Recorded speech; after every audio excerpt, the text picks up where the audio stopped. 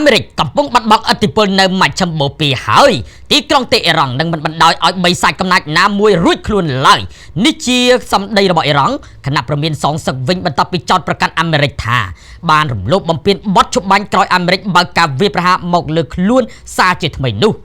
ប្រព័ន្ធផ្សព្វផ្សាយរដ្ឋអ៊ីរ៉ង់បានរាយការណ៍ថាពិតជាមានសម្លេងផ្ទុះនៅក្រុងកំពង់ផែ Bandar Abbas នាភាគខាងត្បូងប្រទេសអ៊ីរ៉ង់ក្បែរច្រកសមុទ្រ Hormuz ហើយថាកងឆ្មាំបដិវត្តអ៊ីស្លាមអ៊ីរ៉ង់បានបាញ់ទម្លាក់ drone អាមេរិកមួយគ្រឿងនិងបានបាញ់សម្ដៅទៅលើយន្តហោះចម្បាំង S-35 ផងដែរពេលព្យាយាមចូលមកក្នុងដែនអាកាសអ៊ីរ៉ង់ក្រោយអាមេរិកប្រកាសថាបានបើកការវាយប្រហារលើទីតាំងបាញ់បង្ហោះមីស៊ីលនិងទូកល្បឿនលឿនរបស់អ៊ីរ៉ង់ដែលកំពុងព្យាយាមរីមីនដើម្បីជាការការពារខ្លួន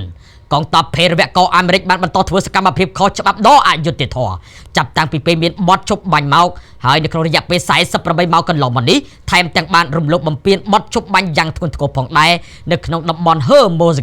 នេះគឺជាសេចក្តីប្រកាសរបស់ក្រសួងការបរទេសអ៊ីរ៉ង់ដែលបន្ថែមថាទីក្រុងតេអ៊ីរ៉ង់នឹងមិនបណ្ដោយឲ្យបិសាចកំណាចណាមួយរួចខ្លួនឡើយហើយក៏មិនស្ទាក់ស្ទើរនៅក្នុងការការពារជាតិអ៊ីរ៉ង់ផងដែររីឯលោក Mojtaba Khamenei មេដឹកនាំកម្ពុជាអ៊ីរ៉ង់បានចេញសេចក្តីថ្លែងការណ៍ប្រកាសទាំងមិនបង្ហាញស្រមោលថាទីក្រុង Washington កំពុងធ្លាក់ឥទ្ធិពលនៅតំបន់មជ្ឈមបូព៌ាហើយលោកក៏បានព្រមានបណ្ដាប្រទេសនៅតំបន់នេះឲ្យឈប់ផ្ដល់ជាទីជម្រកសម្រាប់មូលដ្ឋានទ័ពអាមេរិកផងដែរបើចង់សុខខ្លួនលោក Mojtaba Khamenei បានបន្តទៀតថាជនឈ្លានពានមិនគ្រាន់តែអស់ជំរកសុខសាន្តនោះទេប៉ុន្តែថែមទាំងកំពុងវិច្ចបង្វិចចាក់ចេញឆ្ងាយពីអតីតមូលដ្ឋានរបស់ខ្លួនជាបណ្ដាផងដែរថ្មីត្បិតសង្គ្រាមពាក្យសម្ដីផ្ទុះឡើងប៉ុន្តែលោក Masoud Pezeshkian ប្រធានាធិបតីអ៊ីរ៉ង់បានលើកឡើងថាប្រទេសរបស់លោកក៏ត្រៀមខ្លួនរួចហើយសម្រាប់ឈានទៅរកក្របខ័ណ្ឌដែលអាចទទួលយកបានណាមួយដើម្បីបញ្ចប់ជម្លោះចំណែកឯលោក Marco Rubio រដ្ឋមន្ត្រីក្រសួងការបរទេសអាមេរិកបានលើកឡើងកាលពីថ្ងៃអង្គារថាទោះបីជាមានការវាយប្រហារក៏ដោយប៉ុន្តែកិច្ចព្រមព្រៀងនៅតែមានសង្ឃឹមអាចសម្រេចបានទន្ទឹមគ្នានេះមានក្រុមអ្នកវិភាគខ្លះបានលើកឡើងថាលោកប្រធានាធិបតី Donald Trump មិនចោលក្បួននោះទេនោះគឺក្បួនចរចាបណ្ដាវាយប្រហារបណ្ដារហូតធ្វើឲ្យអ៊ីរ៉ង់លែងហ៊ានប្រថុយទុកចិត្តអាមេរិកនិងអ៊ីស្រាអែលប្រឹងវាយស្ទើរដាច់ខ្យល់ប៉ុន្តែរបាយការណ៍វិតម្លៃសម្ងាត់របស់អាមេរិកខ្លួនឯងបានរកឃើញថាអ៊ីរ៉ង់ប្រើពេលត្រឹមតែ6ខែប៉ុណ្ណោះគឺអាចស្ដារសមត្ថភាពវាយប្រហារដោយ drone ដូចដើមឡើងវិញបានហើយដល់ឥឡូវនេះឧស្សាហកម្មយោធារបស់អ៊ីរ៉ង់កំពុងស្ដារឡើងវិញលឿនជាងអ្វីដែលបានស្មានទុកទៅទៀតជាពិសេសគឺយន្តហោះគ្មានមនុស្សបើកតែម្ដង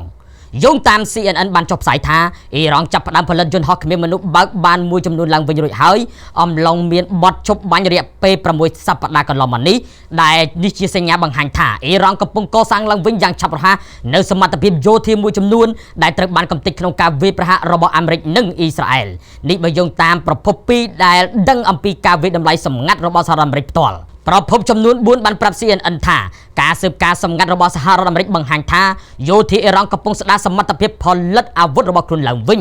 លឿនជាងការប៉ាន់ស្មានដំបូងទៅទៀតក្នុងនោះរួមមានទីតាំងមីស៊ីលជើងទម្របាញ់បង្ហោះមីស៊ីលនិងសមត្ថភាពផលិតប្រព័ន្ធអាវុធសំខាន់ៗដែលត្រូវបានបំផ្លាញអំឡុងអាមេរិកនិងអ៊ីស្រាអែលសម្រុកវាយប្រហារដោយព្យុះដែលនេះមានន័យថាអ៊ីរ៉ង់នៅតែមានសមត្ថភាពបង្កការគំរាមកំហែងយ៉ាងខ្លាំងចំពោះសម្ព័ន្ធមិត្តអាមេរិកក្នុងតំបន់ប្រសិនបើលោកប្រធានាធិបតី Donald Trump ចាប់ផ្ដើមយុទ្ធនាការទម្លាក់គ្រាប់បែកឡើងវិញនេះបើយោងតាមប្រភពចំនួន4ដែលដឹងអំពីព័ត៌មានសម្ងាត់របស់អាមេរិកដែលនេះគឺខុសពីការអះអាងរបស់អាមេរិកនិងអ៊ីស្រាអែលដែលថាបានបំបាក់សមត្ថភាពយោធាអ៊ីរ៉ង់ឲ្យចុះខ្សោយបានរាប់ឆ្នាំទៅមុខនោះ